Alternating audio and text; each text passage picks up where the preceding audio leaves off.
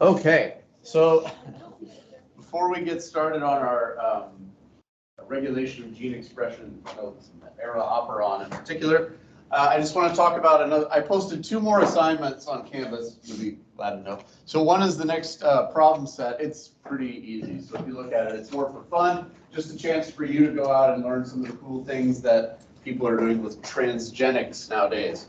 This one, probably a little more work. So this is what I'm calling a debate summary. So you guys had a chance earlier in the term just to read a paper, write a short summary of it, right? And then we discussed the papers in lab. I will get those graded, I promise. Sorry, life took a left turn, but I'm gonna get you started on your next writing assignment. It's not due for a while, but let me just show you what it's like. Maybe. On Canvas, you can do it. Or maybe you can't. All right, fine. Oh, that's fine. Yeah. I upload the file and didn't publish it. It's whatever.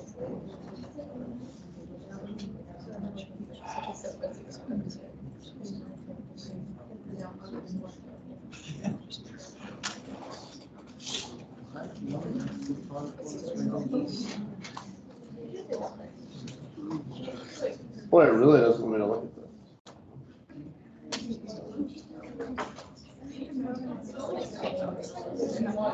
Thank you.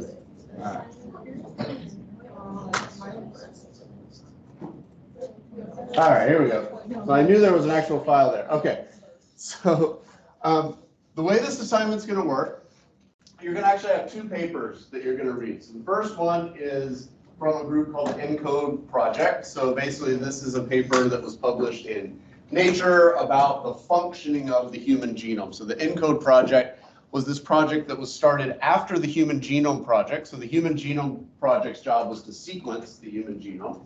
And then the ENCODE's project's job was to figure out what the genome does, how it functions, right? So you're going to read a paper they wrote about the functionality of the human genome. Then you're going to read a paper from, let's say, a detractor, right? So scientists who found this study wanting, all right? And what you're going to do is you're going to read those 2 papers and you're going to write a paper about 1.5 pages long. I do need you to use 2 peer-reviewed sources for this, so we will talk about how you can find those, right? But you're going to have to get some outside information to sort of put this into some more context for you. As far as citations, I'm going to give you a guide. This is the CSE citation guide that you can use. But if we're being really honest, can I tell you guys a secret? I don't give a shit how citations are formatted. It really doesn't matter to me as long as I can find it. Like people who get real uptight about how they're I don't get it, right? I really don't understand. For one thing, every journal you ever write a paper for in your life is going to have different rules for how the citations work. So learning a standardized format, I don't understand. But just to get you guys the practice for following a guide, you can do your citations this way. All right. Then you're gonna, the first question is, what's the context for the issues discussed in the paper? So what's the research question being addressed? Because they actually are both trying to answer the same question. What are the competing hypotheses, right? So how are the 2 papers a little different in their explanation of the data? Are their methods adequate to test the hypotheses? So in other words, do the experiments allow them to draw conclusions? What are the competing conclusions? Do the conclusions follow from the data? Are they stated with an appropriate degree of confidence? Have alternate conclusions been overlooked? And then the last part is to give your opinion. Who do you think is right in this debate? Which paper do you think is more convincing in terms of what the conclusion should be? So that's sort of the layout of this thing. So let me show you the papers, because I think this is a fun assignment. All right, so the first one, maybe. Canvas, I hate it. All right, here we go. All right, so the name of this paper is An Integrated Encyclopedia of DNA Elements in the Human Genome. The author is the ENCODE Project Consortium. There's a list of the authors at the end. It's about 300 people wrote this paper, so it's a big research group that collaborated on this. And basically, this paper states that about 80% of the human genome is functional, and they basically come up with some ways to define function, and then they go through their data of what they found in the human genome in terms of function. So you see there's talk here of DNA methylation, which we've mentioned before. There's talk about histone modifications, DNA sensitivity. So a lot of concepts that we've touched on in this class are in this paper. So I like that, right? So you can reinforce some of that. And then there's the competing one. I don't even know why I'm in charge.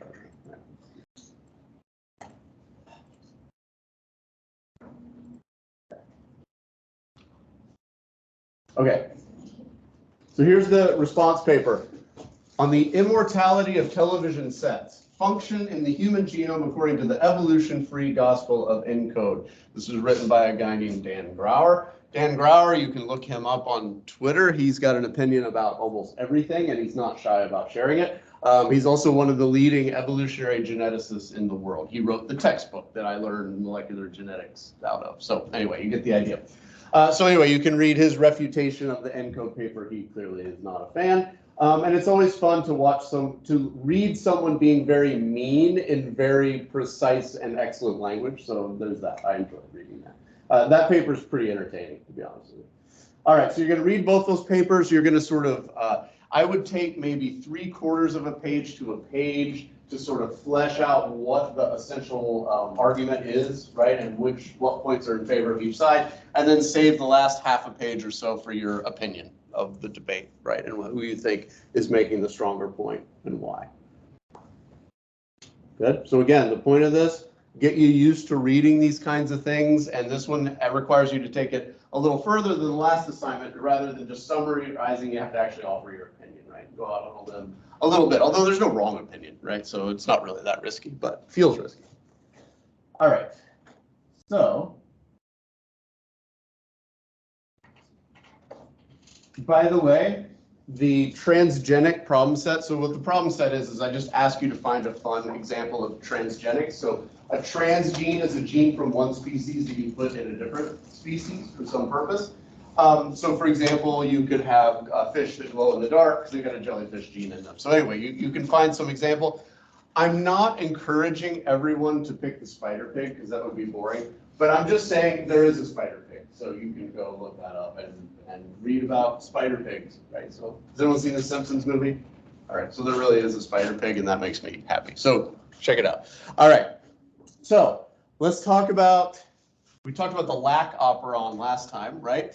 Lac operon we said was under combinatorial control, right? So it's under negative control via the lac repressor. The inducer there is allolactose, right? The effector molecule is allolactose, and it's an inducer. It's also under control of catabolite repression, right? So the CAP protein, if you remember that. In that case, cyclic AMP is the inducer, and that's positive control.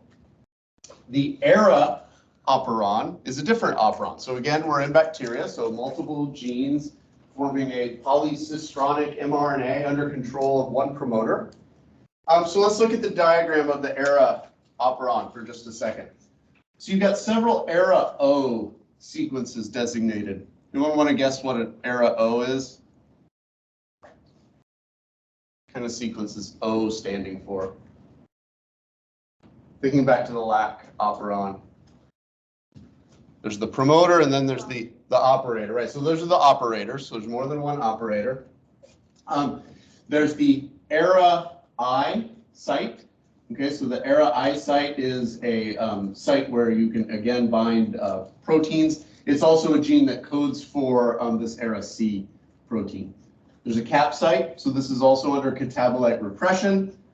This is PBAD. PBAD is actually the promoter of the ERA operon. And then ERA-B, ERA-A, and ERA-D, that's where BAD comes from, are the genes coded for by that operon. Now, this operon, these three genes, are involved with utilization of arabinose. So arabinose is a sugar, just like lactose is. So this is very similar in purpose to the lac operon, right? When this sort of relatively exotic sugar is around, we want to be able to use it. When it's not around, which is most of the time, we don't want to waste energy making the protein to break it down. So when ERA is not around, ERA-C okay, which is this protein, is bound to one of the ARA operators, and then also this ARA inhibitory site, and then it forms a cross-link. So the two ARA Cs will bind together. That forms a hairpin loop in the DNA, and basically it makes it so that promotion can't happen, so transcription can't start. When arabinose is present, it binds to ARA C. The binding of arabinose to ARA C breaks that interaction between the two ARA C proteins. So your hairpin loop is gone, right? That allows for transcription of the operon, but also it's under catabolite repression. So glucose levels have to be low to ensure there's enough cyclic AMP around to bind the cap protein to the cap site, right? So again, combinatorial control. It's under positive control of cap, right? So in that case, cyclic AMP is your inducer. Now let's talk about ARA C for a second, because this one's a little tricky. ARA C looks for the world like an inhibitory protein. Does everyone agree? Because it's preventing transcription here, and then once it's bound to arabinose, it's allowing transcription. So it's similar to the LAC repressor in that way, but it's different in the sense that notice it's still bound, right? So it's still bound to the DNA even after it's bound to arabinose. So remember, the LAC repressor, when it bound to lactose, to allolactose, it actually came off of the operator, right? It wasn't there anymore. This stays bound, and actually it becomes an activator. So it promotes the binding of RNA polymerase at the transcription start site. So this one's a little tricky because ARA C serves as both a repressor and an activator protein. It does both, right? So it's a repressor protein by forming this hairpin loop, but then when it's bound to arabinose, it also functions as an activator protein. So this one's a little tricky because it's under positive control of the cap system, and then it's also under what I would call combinatorial control of this ARA C protein, where the ARA C acts as a repressor when it's not bound to arabinose, and then as an activator when it is bound to arabinose.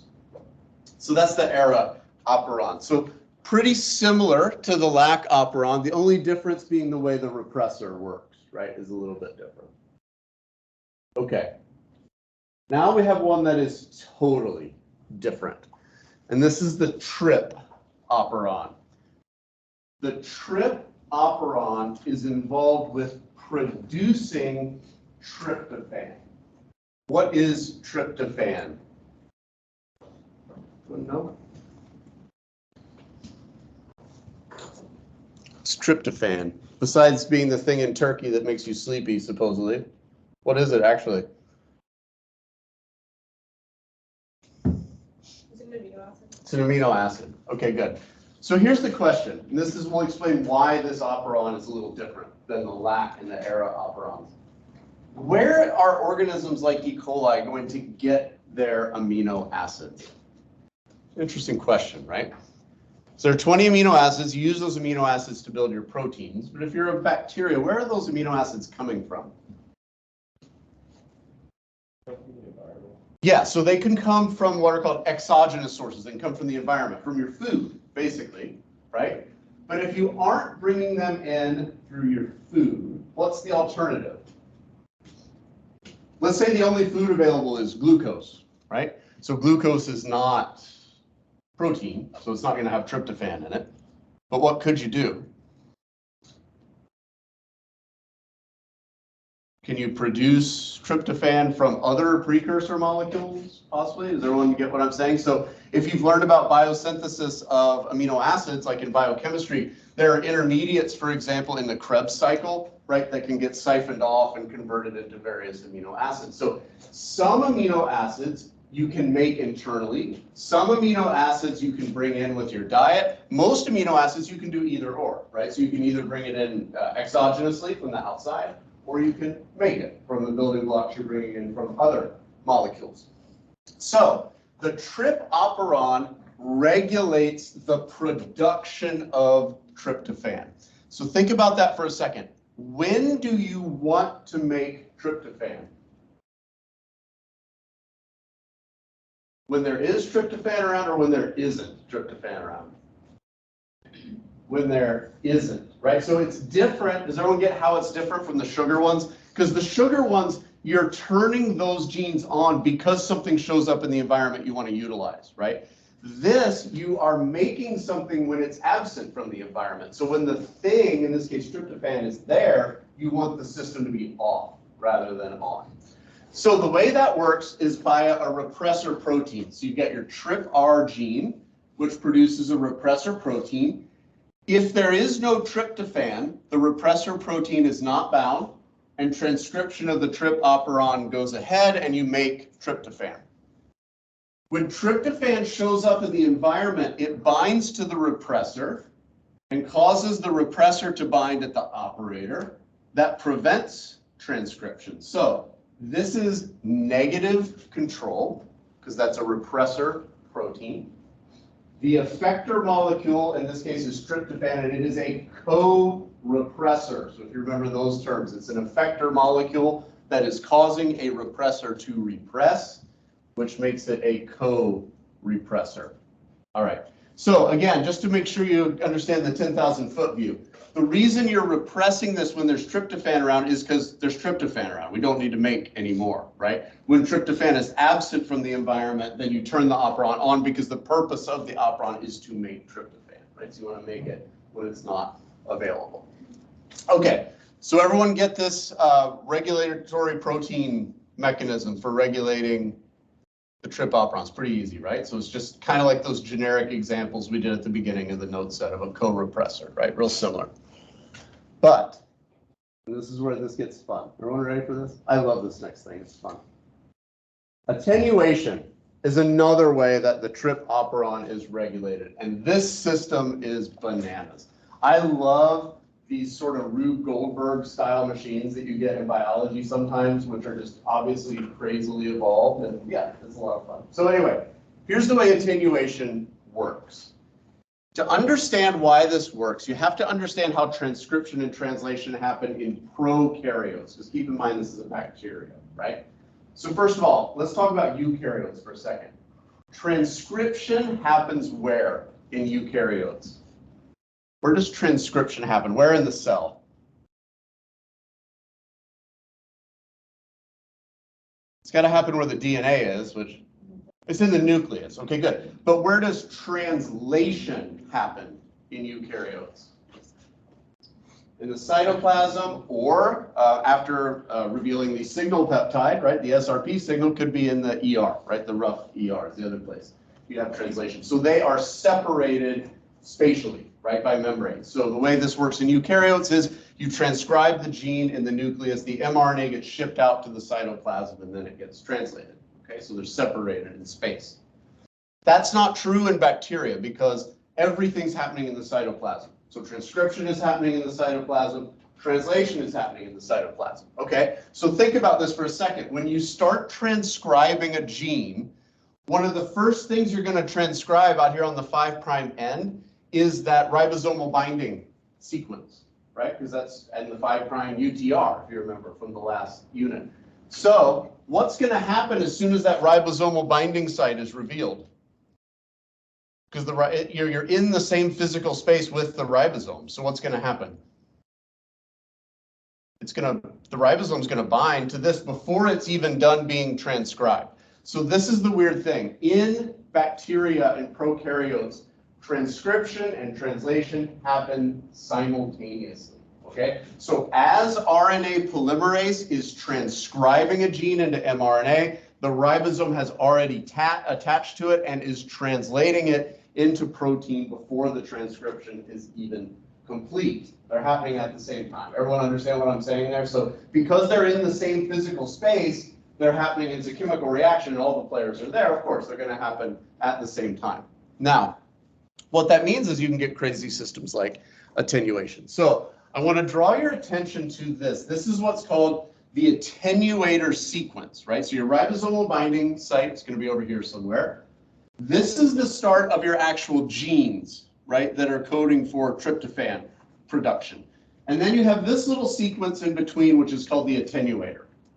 The attenuator will form two loop structures if you let it. So if you just let it do what it wants to do, region 1 will form a loop with region 2, region 3 will form a loop with region 4. Okay, everyone with me so far? So that's just a secondary structure that it will take because that's an energetically favorable conformation. Okay. So if we didn't have a ribosome, like okay, if the ribosome is absent from the story, then this is what would happen. Okay? So what would happen is you would start transcribing this guy, right? The 1 and 2 loop would form. The 3 and 4 loop would form because, again, energetically, this is the energetically most favorable conformation. When you form that 3-4 loop, this U-rich attenuator sequence is in the active site of RNA polymerase. Does everyone remember row independent termination in transcription? Does everyone remember how that worked? Remember you got a stem loop? And that put a lot of stress on the RNA polymerase. And at that moment, there was that U-rich sequence in the active site, right? And those UA bonds are not strong enough to hold together, so they come apart. So that's what's happening here. If this 3-4 loop forms, that puts a lot of stress on RNA polymerase. While this U-rich attenuator is in the active site, it causes the open complex to come apart and the DNA to close, and transcription is over. Okay, so let's add translation into the mix. So now you got a ribosome that has started to translate this mRNA before it's even done being transcribed, right? Because we said they happen simultaneously. Now, right here on area 1, there are some trip codons. Right here. 2 trip codons in a row. All right. So here's my question. You're the ribosome, and you're chugging along, and you start translating here. So methionine, lysine, alanine, isoleucine, so on. And then you get to tryptophan. If there's no tryptophan around, what's going to happen when the ribosome hits the trip codon? Is it going to be able to continue or not? It's not, because there are no tryptophan tRNAs around because there's no tryptophan. So what happens is if tryptophan levels are low, the ribosome gets stuck in region 1. Okay? If the ribosome is stuck on region 1 can't bind with region 2. If region 2 can't bind with region 1, it binds with region 3 instead. If region 2 is bound with region 3, then region 3 can't bind with region 4. Is everyone kind of getting what I'm saying here? So let's look at a picture, make it a little more clear. Okay, so if translation is happening, but tryptophan levels are low, then the ribosome gets stuck on region 1. That means region 1 can't pair with region 2. Instead, region 2 will pair with region 3. Because region 2 is paired with region 3 can't pair with region 4. Therefore, you don't get that loop putting stress on the polymerase when that U-rich sequence is in the active site. Therefore, transcription can proceed, which is what we want because there's not tryptophan, right? So we need to make more tryptophan. So we need the operon to be active. Now, if tryptophan levels are high, then the ribosome does not get stuck on region 1 because it can just blow right through those trip codons, right? Because there's plenty of tryptophan. And instead, it's on region 2 when RNA polymerase reaches the U-rich sequence. Because region 2 is now blocked, region 3 and 4 are forming a stem loop. That puts, again, stress on the polymerase while that U-rich sequence is in the active site, and that will terminate transcription. So when tryptophan levels are high, you get termination of transcription because you get the 3-4 loop forming. When tryptophan levels are low, you get a 2-3 loop that forms, and that does not terminate transcription. So transcription can proceed. Yeah. So what is going on with the 3-4-8? So it's getting that U So the 3,4 is close enough to this U-rich sequence that it acts very similarly to that row-independent termination, where basically just the formation of the loop puts a physical strain on the enzyme, and because those UA bonds are very weak, they can't hold together under the additional strain. So yeah, it's proximity. So the reason the 2,3 loop doesn't bother it is just because it's farther back, so it's not putting the same strain on the polymerase enzyme. All right. How do you guys feel about attenuation? So there are two ways the trip operon can be regulated.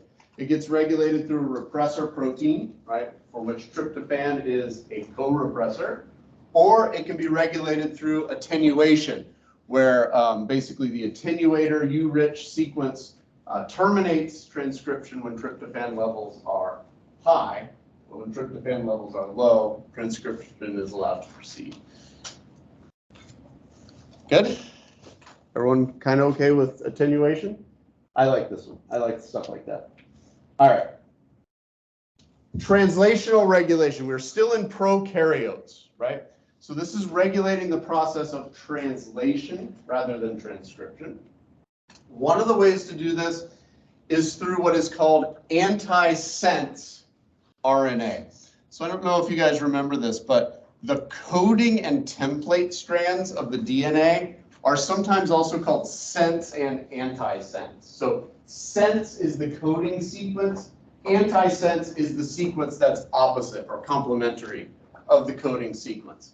So this OMPF gene in E. coli codes a membrane protein that is produced only at low osmolarities. At high osmolarities, you do not want to make the OMPF gene product. Therefore, you want to regulate it, but the way this gets regulated is through the expression of another gene, which is called MICF. So MICF does not code for a protein. What it codes for is an RNA that is almost the exact reverse and complement of the OMPF mRNA. So because it is a reverse and complement to the OMPF, if these two RNAs encounter each other, they do this because they have reversed and complementary sequences, so they will stick. Now, here's the punchline. What do you suppose is true about double-stranded RNA and ribosomes? Think about how translation initiates. How does translation initiate? The small ribosomal subunit has to bind to the what? The ribosomal binding site of the mRNA. But if the mRNA is all bound up in a double-stranded RNA, it can't do that, right? So what happens is if you've got antisense RNA binding to your mRNA, it prevents the initiation of translation because basically the small subunit of the ribosome is unable to bind the mRNA at that point. So this is just a different way of regulating expression. So instead of regulating the OMPF gene, right? So in other words, turning it on at low osmolarities and turning it off at high osmolarities, that would be one way to do it. Instead, what you're doing is at high osmolarity, you leave OMPF on, it's just always on, right? And instead at high osmolarities, you turn on the second gene, MICF, and it makes the antisense RNA that prevents the translation of the OMPF mRNA. So the OMPF mRNA is always being made. The MICF mRNA is only being made at high osmolarities and then prevents the translation of the OMPF channel protein at high osmolarities. All right, so eukaryotes do this a lot, by the way. So when we get into eukaryotes, there's a lot more of this kind of thing going on. All right, the other way you can regulate is post-translationally. So in this case, the protein has already been made, but you're regulating its function after it's been translated. So in this case, like, so here's a biochemical pathway, right? So you've got enzyme 1 that catalyzes this reaction, converting a substrate into a product. That product is then the substrate for another enzyme that makes a product, which is the substrate for another enzyme that makes the final product. The final product then can go back and regulate the pathway. This is what's called feedback inhibition. So I don't know how much you've learned about this, but there are two ways this can happen. If this final product binds to a regulatory site, like this is labeled, this is called allosteric regulation, right? So what's going on here is this product binds to that enzyme and changes its shape such that it can't bind the substrate anymore, right? So it basically shuts down the production of more final product when the final product is around. The other way this can sometimes work is this product could actually compete for binding at the active site with the substrate. That's what's called competitive inhibition, right? Where you have two molecules trying to bind at the same site. What governs what actually binds there is the relative concentration. So as the concentration of the final product goes up, it will bind at the active site more often than the initial substrate. And so you'll inhibit the pathway in that way. All right. So a couple things that I want to talk about here. First thing, has anyone ever heard of wood alcohol or methanol poisoning? Okay. Does anyone know what's the difference between methanol and ethanol? Anyone know?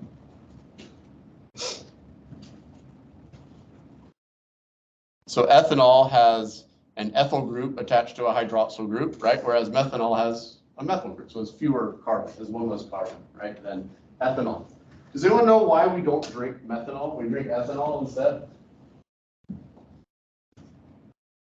What happens if you drink methanol? I don't recommend it.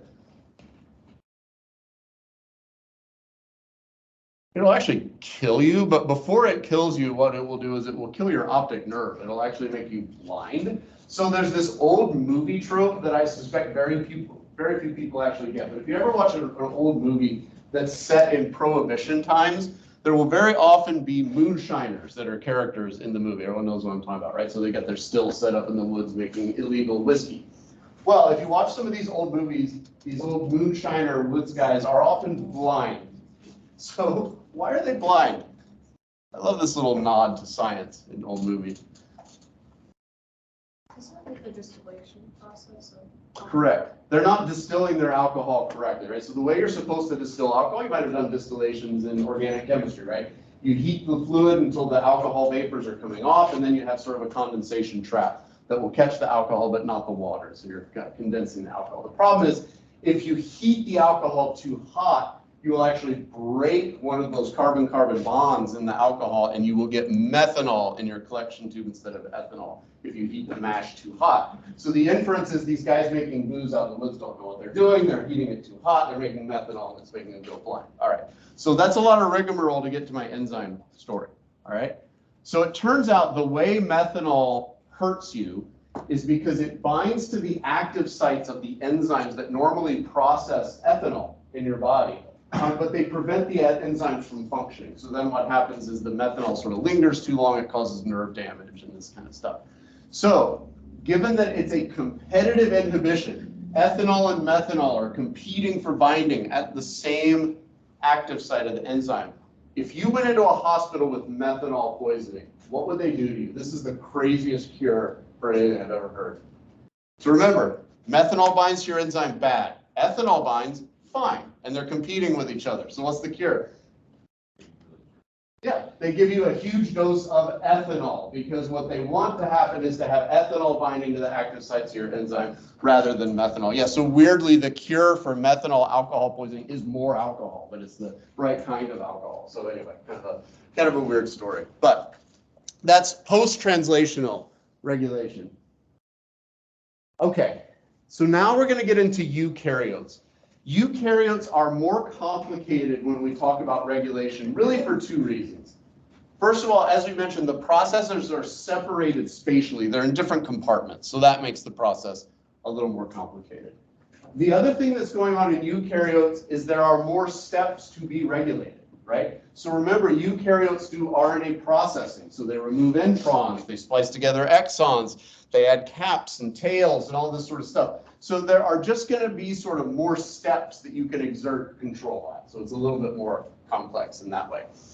So you can regulate every step in this process. So you can regulate the transcription of genes into pre-mRNA.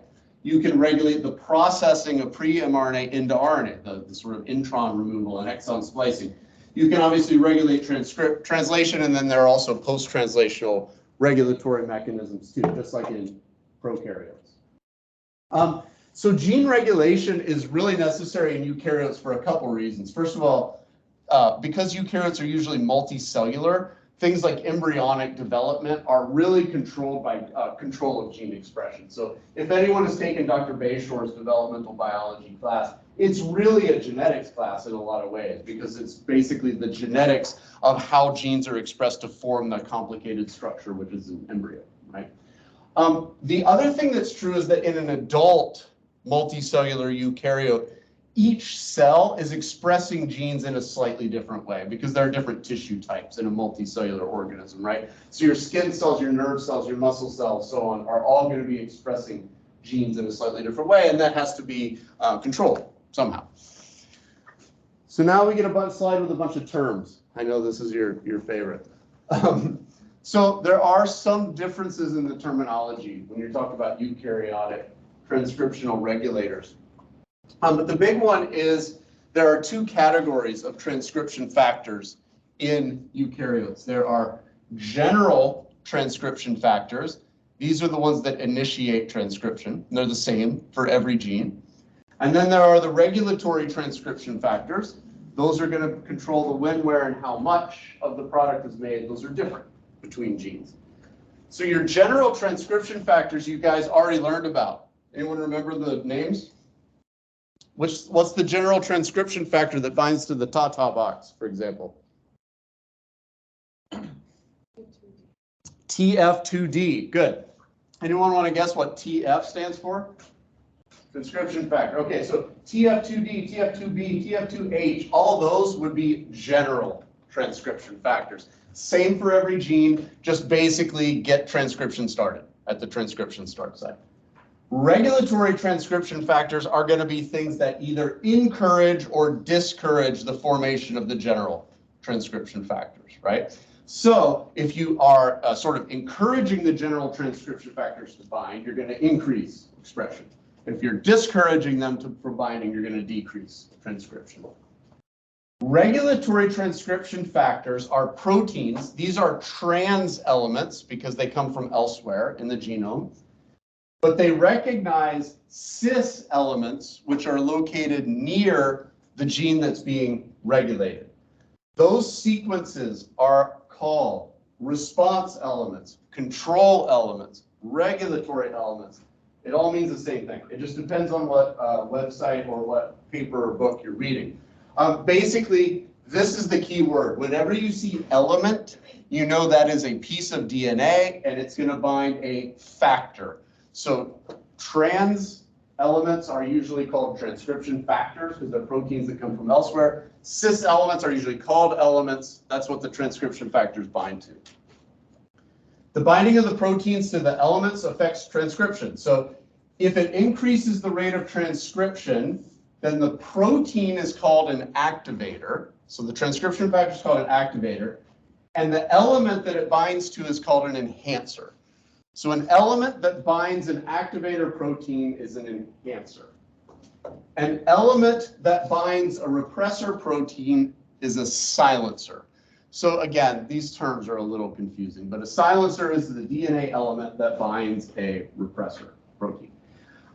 Most eukaryotic genes are influenced by multiple factors. So in other words, they will have multiple activators and repressors working on them.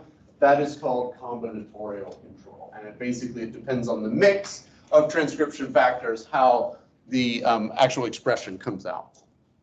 All right. So I want to show you what actually I think are pretty cool diagrams out of the textbook for this class. So this is the generic diagram that is in every genetics and biology textbook. And I hate this diagram, and I'll explain why in a second. So these guys here, this is your TF2D, all that nonsense. These are your general transcription factors. Here's your regulatory element right here. Here's your regulatory transcription factor. This particular regulatory element is an enhancer because it's binding an activator. The activator then is encouraging the binding of these general transcription factors, which then causes transcription. So the end result of binding this activator protein is to turn the gene on. The reason I don't like this diagram is because how is it doing that? Like it binds over here and what, it summons the general transcription factors using the force or something? Like how is that even working? And so anyway, I dislike this diagram, but we're going to show you a diagram in a second that shows you how it actually works. There actually is a physical connection between these things, right? So keep that in mind. It's not doing this by magic, even though it looks like it here. A repressor protein obviously binds to a silencer. That prevents the binding of the general transcription factors at the core promoter, and so that prevents transcription. So let's take a brief digression just to talk about what are called binding motifs in proteins. So these are different DNA binding motifs that proteins use to interact with the DNA double helix. We've already talked about this one before. It's a helix turn helix motif. Big bonus points for who can remember which protein we looked at that had a helix turn helix. It was the sigma factor of RNA polymerase in prokaryotes. That's right. So it had a helix turn helix, and the one helix was the binding to the -10 sequence, and the other helix was binding to the -35 sequence. Okay, so that's one way protein can bind to DNA. Another way is a helix loop helix, very similar to a helix turn helix, except there's a little loop-de-doo in there. All right.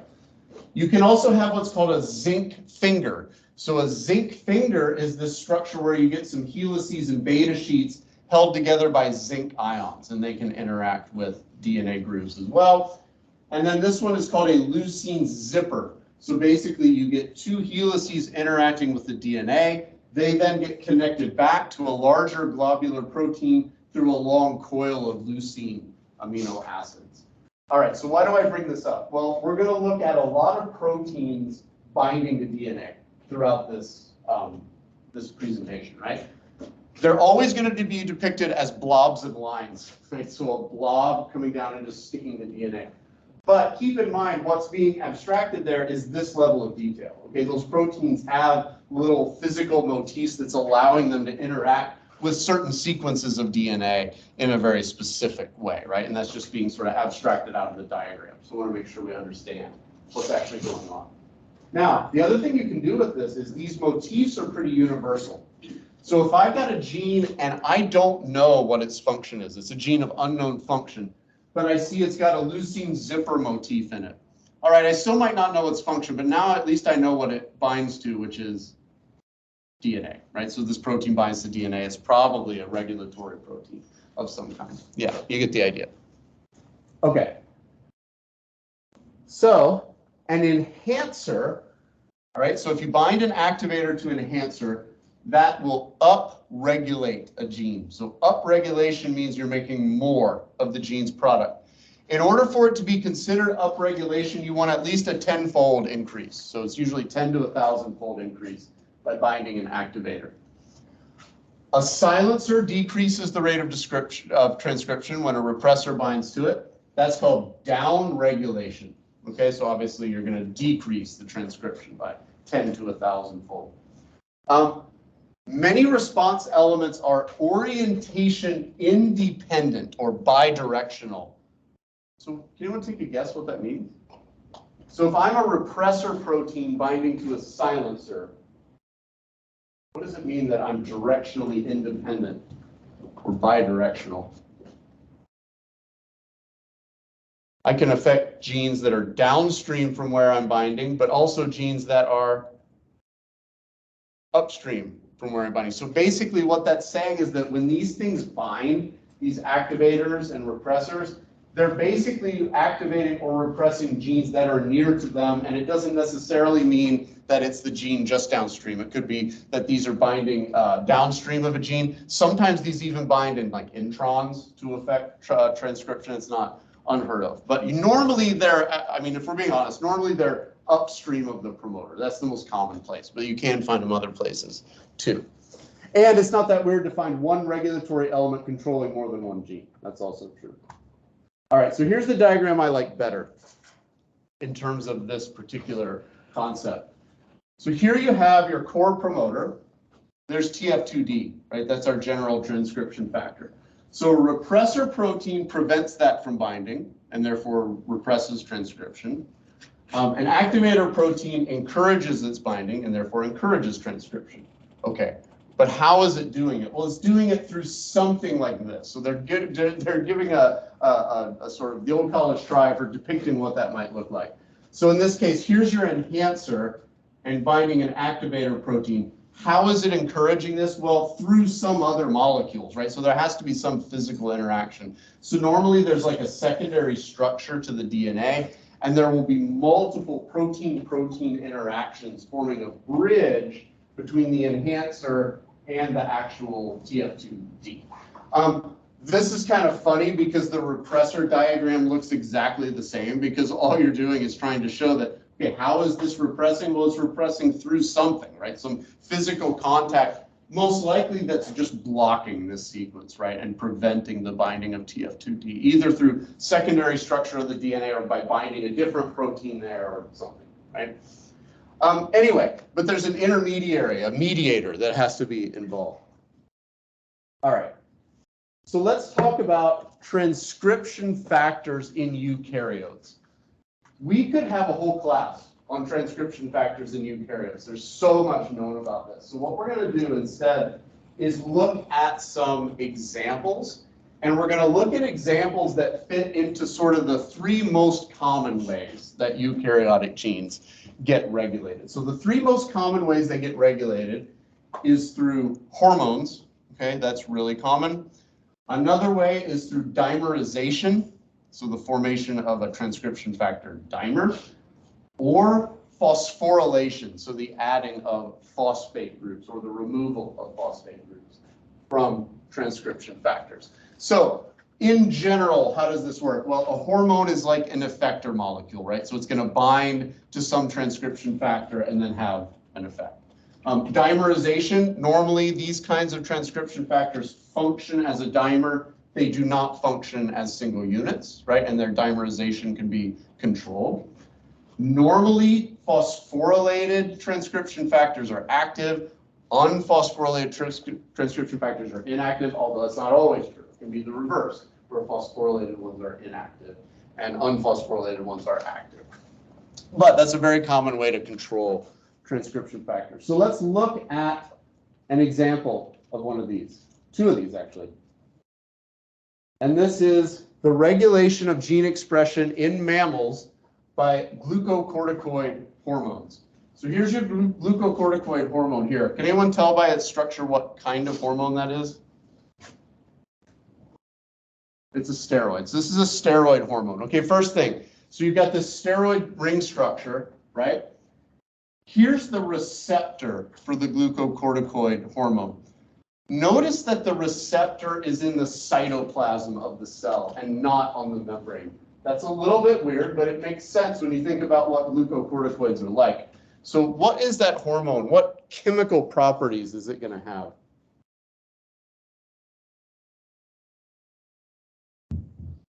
How can it just go through a membrane like that? What do you think? It's pretty small and it's hydrophilic or hydrophobic? You want to guess? It's hydrophobic. So it's a small hydrophobic molecule. So it doesn't need a surface receptor, right? The receptor can be in the cytoplasm because it can just pass right through the membrane. So here's the receptor. The receptor normally has these HSPs, which are called heat shock proteins, bound to it.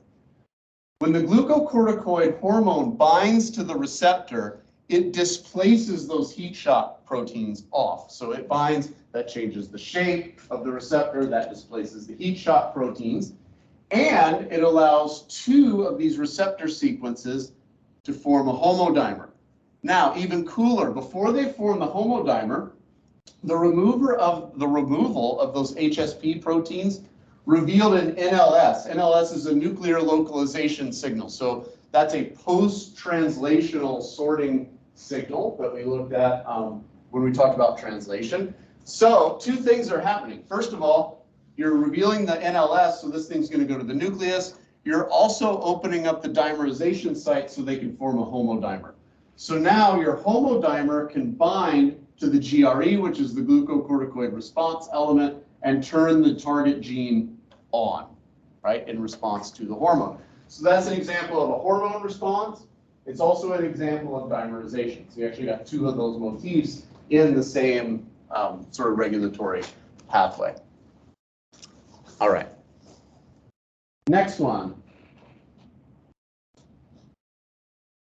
This is a little different because it's generic. So you've got your extracellular signaling molecule. We're being a little vague about what it is. Could be a hormone, a neurotransmitter, a growth factor, whatever.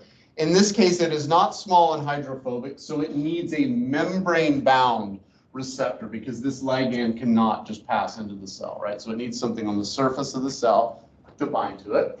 And then you have to transmit the signal from that binding somehow to the interior of the cell and affect a change in gene expression. A lot of times this is done through a G protein coupled receptor, which is what's shown here. So here's your receptor. This receptor is associated with a G protein. So a G protein activates adenylyl cyclase. Adenylyl cyclase converts ATP to cyclic AMP.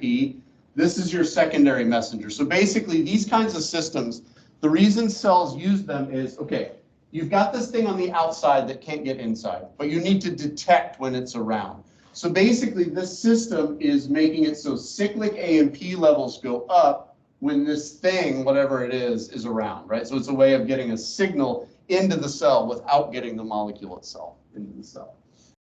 Cyclic AMP will activate protein kinase A. Does anyone know what kinases do? Whenever you see that word kinase, you should go, oh, I know what that is. Phosphorylate other proteins. Yeah, absolutely. A kinase is a protein that phosphorylates another protein.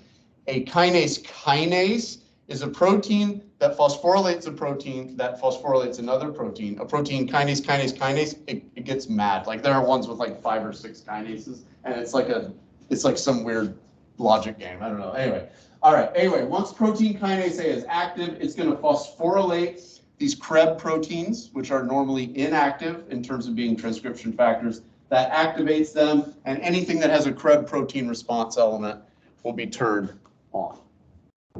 Okay, so those are transcriptional regulations. So in this case, you've got a hormone and a homodimer formation.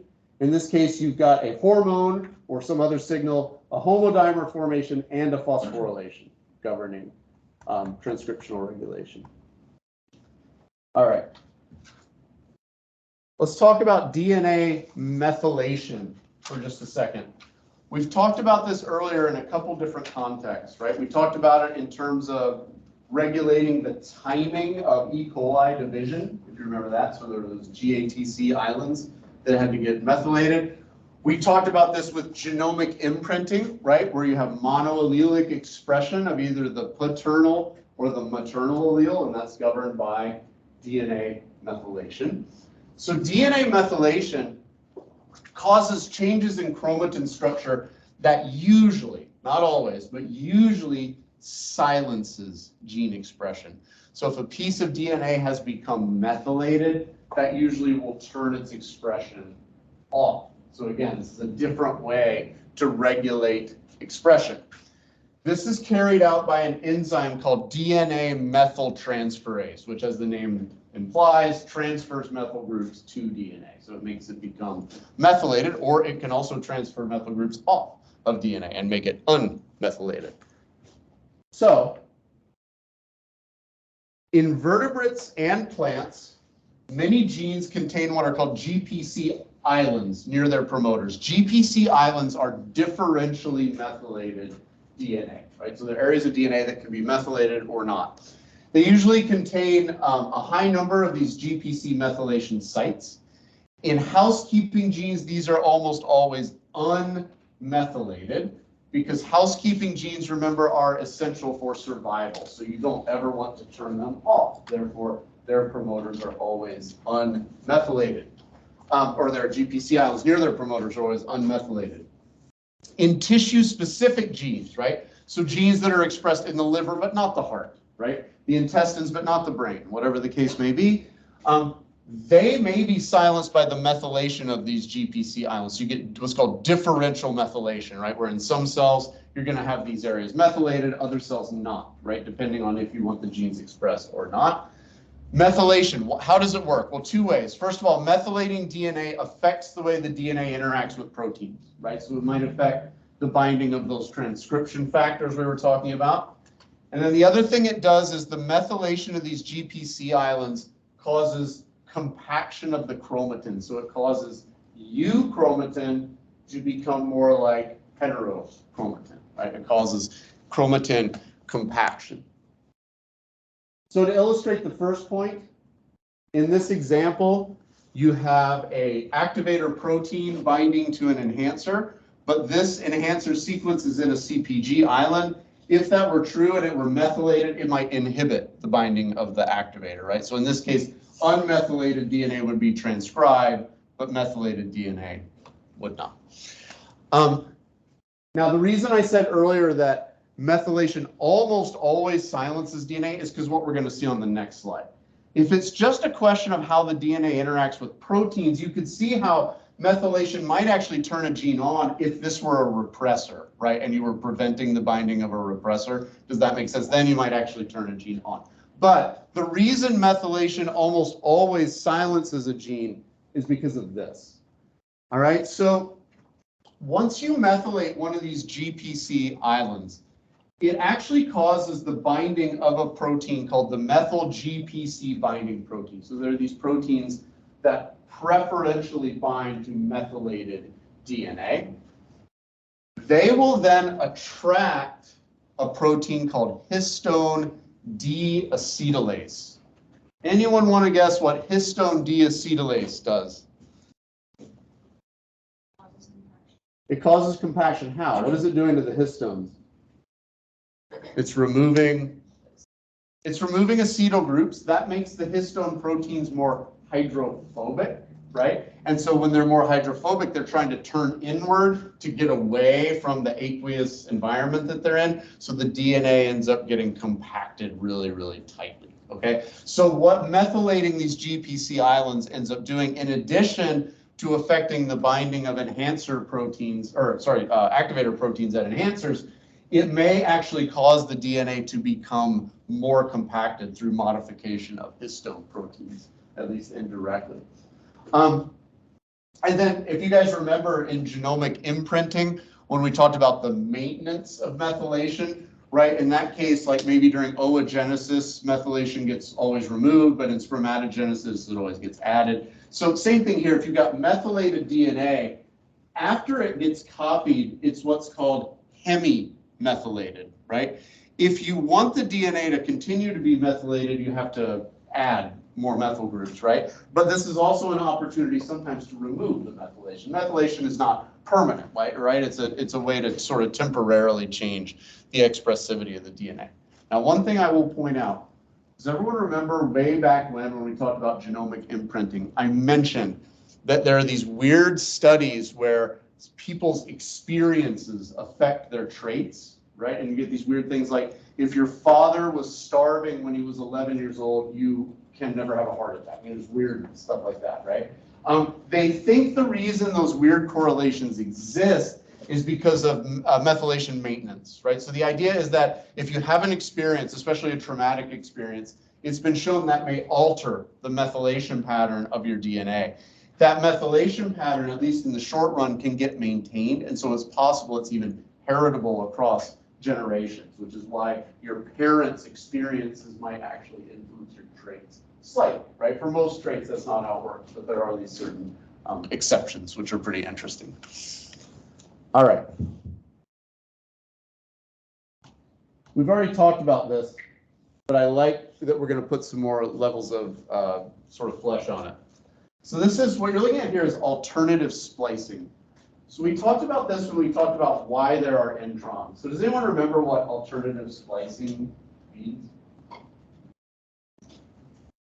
Or you can infer it from this diagram. So you got introns and exons. Normally the introns get taken out, right? And the exons get stitched together. But we said that that seems kind of wasteful. Why do you just have this DNA that you toss out? And then we said, why? What advantage does it give you? So you can order the exons. You can order the exons in different ways, in different combinations. It allows you to make more than one protein from one gene, right? So the gene has these little building blocks, they're almost like Legos, and you can put them together in different ways. So for example, this is alpha tropomyosin pre-mRNA. So it's been transcribed from the gene in the genome, and it looks like this. There are 14 exons in this gene. Now, tropomyosin in smooth muscle cells and tropomyosin in striated muscle cells uses different exons because this gene is alternatively spliced. So it's the same gene coding the alpha tropomyosin in both smooth muscle and striated muscle, but it's not the same protein that gets made. So let's look. In smooth muscle, you have exons 1, 2, 4, 5, 6, 8, 9, 10, and 14. Striated muscle, you have 1, 3, 4, 5, 6, 8, 9, 10, 11, and 12. The red exons are constitutive in this system. What does that mean? What would it mean for an exon to be constitutive? You'll probably guess by just looking at those two. So if an exon is constitutive, it is consistent, always there. So in every version of this product, you always have the constitutive exons. The alternate exons may or may not be included depending on what version of the protein you're making. So if you look, the red ones, 1, 4, 5, 6, 9, and 10, they're present in both smooth and striated muscle tropomyosin, but the green ones, the alternate ones, are different depending on which version of the protein you're making. So then the question becomes, how does this work chemically? Because does everyone remember how introns get excised and exons get spliced? It's the spliceosome, right?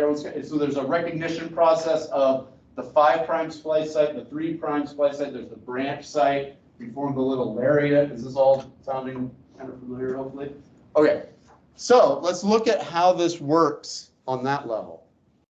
And these are just a few examples. I think the last time I looked up, there are 20 some known mechanisms of alternative splicing. So there are a lot of ways this can happen, but these are just some of the more common ones. So here's an example of a gene being processed, quote unquote, normally, right? So each of these introns has a 5' and a 3' splice site. You excise all 3 introns, you splice together the 4 exons, and you've got the protein, right, or the mRNA. Now, look at this example. If we put a splicing repressor on the 3' splice site of the first intron, that causes it to not be recognized. Okay, so if this 5' splice site is recognized, but as it's scanning the spliceosome, this 3' splice site is not recognized. So what happens? It ends up finding the next 3' splice site and using it instead, and you're going to excise all of that, including exon 2, right? And then you're going to splice together exons 1 and 3, and you get this. So in other words, by putting a splicing repressor on a 3' splice site, you excluded an exon from the protein, okay? Another way you could do it would be what's down here, okay? So in this case, when nothing else is happening, exon 3 is not included in the protein. Can anyone guess why there would be a system, or what would be the mechanism for having a gene where the default is to not include an exon? Think about what you know about how exons get spliced and introns get excised. What if the sequence of those splice sites was very different from the consensus? So as you start changing those sites and they get more and more different from the consensus, eventually what's going to happen? It's going to get so different that the spliceosome won't bind to it. Does everyone get why? Now here's where it gets tricky. You got to remember that the sequence of the DNA is important. That's why we have such things as consensus sequences. But the DNA is not a computer program, right? It's not being read as a series of letters by the spliceosome. It's a chemical, right? It's taking a shape. So when you start changing those consensus sequences, the important thing you're doing is you're changing the shape of the RNA slightly. And so when it changes its shape, it can't interact with the spliceosome in the same way. So what's happened here is that these splice sites on the third exon, right, have mutated enough that they're no longer being recognized, right? So instead you're using this 5' splice junction with that 3' splice junction, and you're ending up removing exon 3. Now, here's the cool part. You can use splicing enhancers to make that RNA have a conformation more similar to what the spliceosome is expecting, and then those splice sites will be recognized and exon 3 will be included. So another way to say it, the default here was exon in, and you could cause it to be out by using a splicing repressor. Here the default was exon out, but you can include it by using a splicing enhancer. I mean, and then like I said, there are another 18 or 20 examples of how this can work, but these are sort of the more simple ones, more common ones. All right. So, last thing I want to talk about today is RNA editing. So RNA editing is what happens after transcription, but before translation, where the sequence of the RNA is actually changed, right? So here you get a C to U conversion. In slime molds, you get additions of C's. Another C to U conversion, Drosophila, the adenine to inosine conversion. So this is the one that was giving my friend Ian fits because his RNA sequence was not matching his DNA sequence, and he was screaming all the time. And that's because we forgot that RNA editing was a thing. All right. So anyway, RNA editing is interesting. It's most common in tRNAs. And the reason it's common in tRNAs is tRNA has to have that very specific shape. And so you get a lot of editing of bases, you get chemical modification of bases, and all that helps that tRNA to fold up in the right way. And I love this. It makes me happy every time I see it. In Drosophila, the place you most commonly get RNA editing is mRNA for calcium channels, which is exactly the kind of channel that my friend Ian was studying. He was studying synaptic calcium channels. And if we would have looked at the slide, we would have known what the problem was. But instead, we had to listen to him drop F-bombs for like 2 weeks until someone clued us in. Anyway, all right, good. So that's RNA editing. What we're going to do next week, is we're going to talk about RNA interference, okay, which is, and then we're also going to talk a little bit about translational regulation. Then we'll shift gears and get into some biotechnology stuff. All right, just a quick thing before you go. First of all, I'll see half of you in lab today. We're doing our barcoding project, so bring your forearm muscles. There's a lot of tissue grinding. Anyway, but also wanted to let you know I'm going to not be here tomorrow, so I won't have any office hours tomorrow. I can respond to email, but I will not be on campus. I got to go help my folks out in West Virginia with some stuff. So anyway, I won't be around tomorrow. I will be back on Monday. All right, so I'll see you guys in lab. Otherwise, I'll see you next week.